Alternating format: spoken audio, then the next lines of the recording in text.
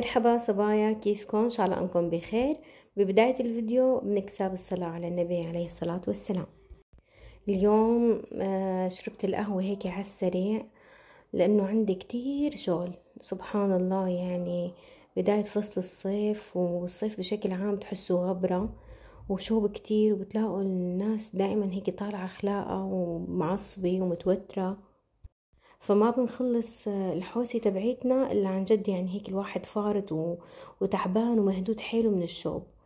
اليوم عندي تنظيف البراد لأنه بكرة عندي بازار، فقلت بدي أشوف الشغلات اللي مثلا شو متبقي عندي من الخضرة، وبنظف البراد أنا كل أسبوع مشان أشوف شو ناقصني من البازار وإني أجيبه. حكيت قبل هالمرة انه عندي معاناة من برادة كتير كتير صغير، صاير قسمين، من تحت فريزة ومن فوق يعني البراد. بس يعني ما بنصح عن جد حد يجيب منه نهائيا، يعني هذا بده هيك عيلة صغيرة، عروس وعريس وما عندهم عيلة كبيرة، او يعني انه عن جد يعني حرام حقه والله. بتحتاروا، يعني انا دائما طبختي بتكون اول باول، يعني قليلة جدا لحتى اقدر اني اخلي طبخة لتاني يوم موجودة عندي بالبراد.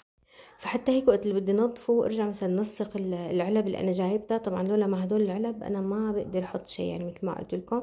فهدول العلب يعني انه كتير ساعدوني هيك اني اكتسبت مساحة منيحة بالبراد. ورغم هيك اني بتلبك ايام، يعني انه كيف بدي احطهم، كيف بدي اساويهم، يعني هذا البراد كيف بسكر ولا ما بسكر معي. هلا بعد ما ارتب البراد رح اشطف الارض. رح افرجيكم اني انا بشكل يومي بشطف الارض وكيف بيطلع من عندي الاراضي فيها وسخ. فبتستغربوا، يعني بشوفها بقول اني صار لي شي اسبوع ماني شاطفه البيت. هون بعد ما خلصت شغل جبتكم معاي على محل، جيت بدي اخذ هيك كم غرض لعبودي. عنده بيجامات، بس حبيت اني اخذ له غيارين، لانه مثل ما بتعرفوا الاولاد بهاي الاعمار انه كل سنه بيكبروا، الله يحميهم ويحفظهم، فما بتجي عليهم التياب تبعت هديك السنه. فهلا جيت هون رح اخذ له بيجامات، وحبيت هيك اني اصور لكم فرجيكم المحل. عنده بضاعه كتير كتير حلوه. وكمان في شغلة، صحيح نحن مثلا المنطقة اللي قاعدين فيها بتكون تقولوا هيك منطقة صايرة شعبية.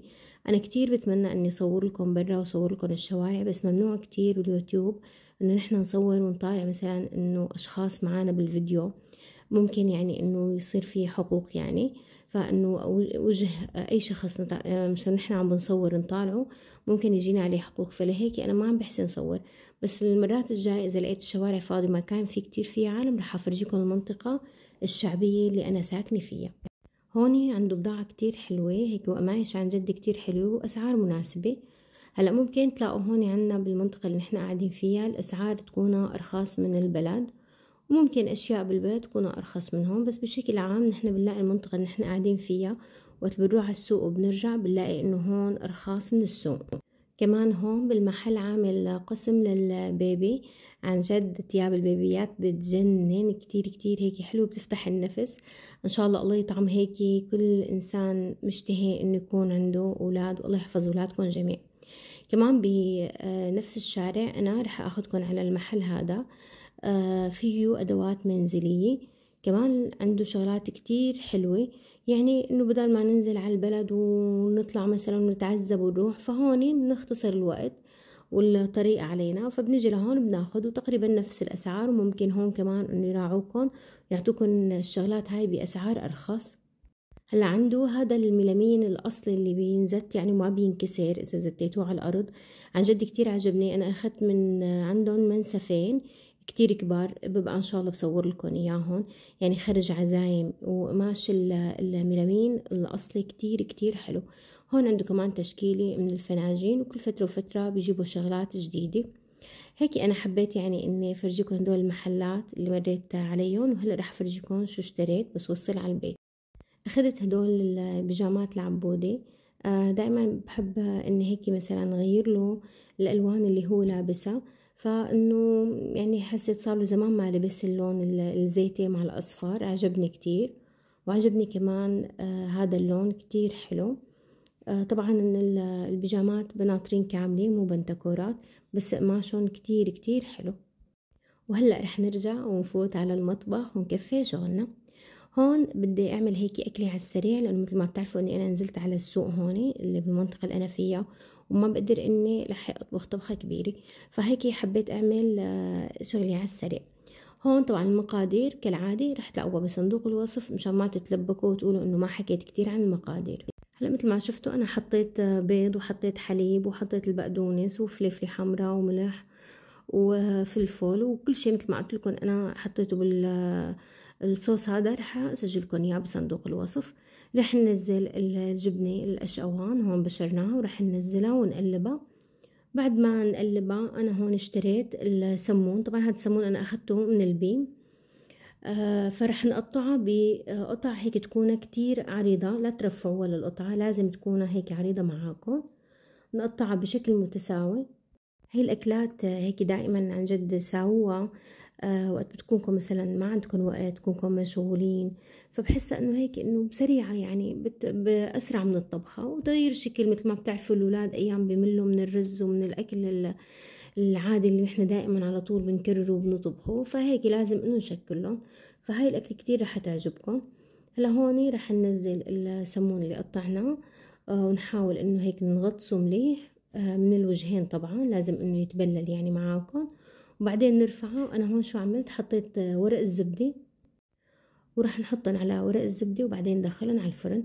هون الفرن انا عندي طبعا شغلته بما يحمى، بس الاستاذ عبودي حب انه يساعدني.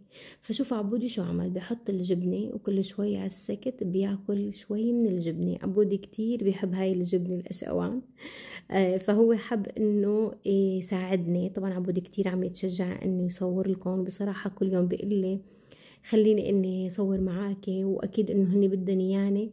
فما بعرف عن جد اذا بدكم عبود يا ريت تكتبوا بالتعليقات مشان نحن نقرا له التعليقات تبعتكم. صح هو ما بيعرف يقرا لانه لساته صغير، بس نحن طبعا رح نقرا له ونشجعه. هلا بعد ما نحط السجق رح ندخلها على الفرن لحتى تسيح الجبنه تماما معنا. طبعا هني رح يلزقوا معاكم بقلب بعض، هيك بتحسون وقت بتطالعون ما رح يقرمشوا، رح يكون كتير كتير طرايا. هاي الوصفة أنا هيك عملتها على السريع لأنه مثل ما قلت لكم كنت مشغولة، وهلأ كمان عندي شغل بدي يكفي. الشغل بدي يكفي إنه أنا اليوم بدي أعمل التخوت، صناديق تخوت. في هذا التخت أنا ما عملته وشفته كان إنه رمضان وشتي وكنا عم بنضب، فكان هو الوحيد اللي مكركب عندي، باقي التخوت كلياتها مركنة ومزبطة يعني. هون انا عندي كيس مخصصته للوراق. طبعا هون انا معي وراق جايبتها معي من سوريا، مثلا عقد بيتي مثلا يعني اي شيء مثلا بملكه انا بسوريا صراحة. يعني حتى هون في عندي وراق من يوم كنا بسوريا يعني كتير مهمة، فجبتها معي ما خليتها. سبحان الله، يعني هاي الشغلات لازم وين ما رحتوا عن جد تخصصوا لشنطة مشان تاخدوها معاكم، لانه هاي الشغلات كتير بتلزم. هون تخوت طبعا انا مسحتها ونظفتها وعبيت كل التياب، خصصت لكل مثلا شخص مننا وحدة منهم يعني، وحطيتهم بالتخوت. هدول كتير مليحين وبنصحكم عن جد انكم تجيبوا منهم. وحتى اللي كانوا عندي اللي قبل بفيديوهاتي القديمة اذا شفتوهم هيك بيجوا ملونات كمان كتير مليحين اذا ما لقيتوا من هدول. هلا بعد ما خلصنا التخوت تبعوتنا رح نعمل انا وعبودي الكيك للسهرة. هون حطينا بيض، طبعا البيض لازم يكون بحرارة الغرفة، ونزلنا الفانيلا. بعدين رح ننزل السكر ونضل نخفقهم مع بعض لحتى يدوب السكر عنا تماما. هلا هون رح نحط الحليب مثل ما شفتوا عبودي كيف هيك شال الحليب وزته. وهلا رح ننزل الزيت. وانتبهوا انتو على ترتيب الطاولة، عبودي حاطط اشياء هو جايبها معه من الرحلة، هلا فرجيكم اياها. هلا رح ننزل الكاكاو. عبودي كتير مندمج بالوصفة. رح ننزل رشة ملح، وبعدين رح نحط البيكنج بودر ونحط معلقة من الخل كتير منيح بالكيك، بنصحكم انكم تستخدموه يعني. ودائما نحطوا الخل فوق البيكنج بودر مشان يتفاعلوا مع بعض وتنفش معاكم الكيكة تبعيتكم. هلا بس ننزل الخل رح نرجع نخلطهم كلياتهم مع بعض. طبعا نحن عم نخلطهم سويا، كنا محمين الفرن تبعنا على درجة حرارة 180. هلا رح ننزل الطحين. هون نزلنا اول كوب ورح ننزل النص الثاني ونرجع نخفقهم كلياتهم مع بعض. هلا انا كتير مبسوطة انه عبودي عم بيساعدني بالفيديوهات لشغلي اني انا كتير بتلبك. حكيت لكم قبل هالمرة انا عندي بيت كتير شوب وخنقة يعني، كأنكم داخلين على فرن عن جد والله. فهون عبودي عم بيساعدني كتير، وعم بياخد يعني الوقت معاي انه مشان ما يعذبني ويتشاقى بالبيت، فبيجي بيلتهي معي بالتصوير، فصار هو يعني يحب التصوير معي. وشغلي تاني مشان ما بصراحة انا اقعد البس وهيك كتير صعب علي من الشوب، فبلاقي هو الشغل معه اريح. هلا رح نعمل صوص الشوكولا. مثل ما قلت لكم انتبهوا لي على الصنوبرات الجايبهم عبودي، جايبهم معه من الرحله وقال لي الا تحطي لي اياهم، هو رتب الطاوله على كيفه. حطينا الحليب وحطينا السكر، ورح ننزل هلا الكاكاو ونقلبهم كلياتهم مع بعض، وننزل طحين كلياتهم. طبعا هدول نزلناهم على البارد. هلا ضل عنا الزيت رح ننزله ونقلبهم كلياتهم مع بعض. هون نحن رح نستخدم الزبدة، بس الزبدة رح نحطها آخر الشي. رح ننزل كمان فانيلا. بالنسبة لهي الفانيلا السائلة أنا ما حبيتها نهائيا، طعمتها ما عجبتني، ما بعرف، أنا ما بنصحكم تجيبوها يعني، خليكم على الفانيلا، الظروف أفضل. هون بعد ما صار عنا الكيك جاهز مثل ما شايفين، هلا نحن رح نحط الصوص. هاي الكيك اللي نحن عملناها لازم تكون الصوص اللي فيها يعني واضح كتير. طبعا كمان هون عبودي اكيد هو اللي عم بحط الصوص مثل ما شايفين يعني، انه يعني انا خايفه بصراحه انه يكبلي، فبدي اجباري ضل اني منتبهه عليه، بس ما بدي خجله كمان لانه هو حابب انه يساعدني. هون بعد ما تنزلوا الصوص وتشربوها بالصوص بتقدروا تزينوها. نحن هون اخترنا نزينها بالحبات اللوز، طحناهن شوي، وهلا هون عبودي رح يزين لكم الكيكه. هون بنهاية اليوم طبعا بعد ما تعبنا واشتغلنا كتير شغل، وطبعا نحن هاي عم نقص من الفيديو وما عم بنخليكم بكتير تفاصيل معنا اليومية يعني، بس يعني عم نحاول نشارككم قد ما فينا اليوم تبعنا. فإذا طبعا عم يعجبكم الروتين اللي نحن عم بننزله، بتمنى منكم انكم تدعموني بالقناة وتشيروا الفيديوهات لقرايبينكم مشان يعرفوا قناتي. وعملنا كمان القهوة وقعدنا نسهر كلياتنا مع بعض، ورح ندور هلأ نحن على هيك شي فيلم حلو أو مسلسل رح نتابعه مع بعض.